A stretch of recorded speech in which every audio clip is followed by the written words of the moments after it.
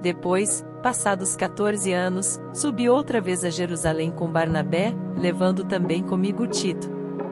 E subi por uma revelação, e lhes expus o evangelho, que prego entre os gentios, e particularmente aos que estavam em estima, para que de maneira alguma não corresse ou não tivesse corrido em vão. Mas nem ainda Tito, que estava comigo, sendo grego, foi constrangido a circuncidar-se.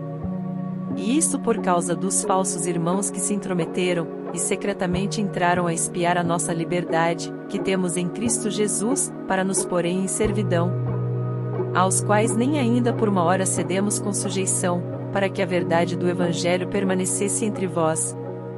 E, quanto àqueles que pareciam ser alguma coisa, quais tenham sido noutro tempo, não se me dá, Deus não aceita a aparência do homem, esses, digo, que pareciam ser alguma coisa, nada me comunicaram.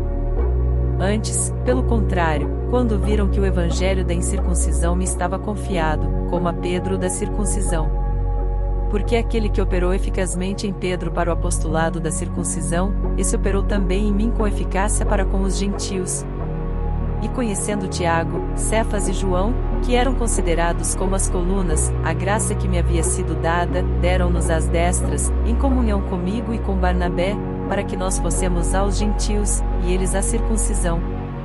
Recomendando-nos somente que nos lembrássemos dos pobres, o que também procurei fazer com diligência. E, chegando Pedro a Antioquia, lhe resisti na cara, porque era repreensível.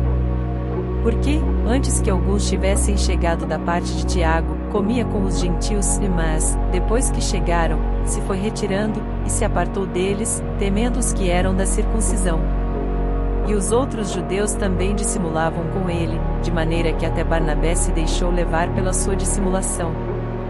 Mas, quando vi que não andavam bem e direitamente conforme a verdade do Evangelho, disse a Pedro na presença de todos: se tu, sendo judeu, vives como os gentios, e não como judeu, por que obrigas os gentios a viverem como judeus?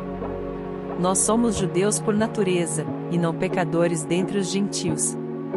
Sabendo que o homem não é justificado pelas obras da lei, mas pela fé em Jesus Cristo, temos também crido em Cristo Jesus, para sermos justificados pela fé em Cristo, e não pelas obras da lei, porquanto pelas obras da lei nenhuma carne será justificada.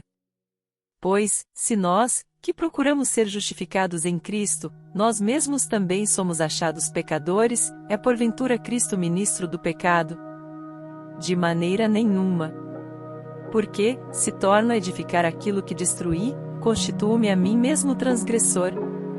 Porque eu, pela lei, estou morto para a lei, para viver para Deus.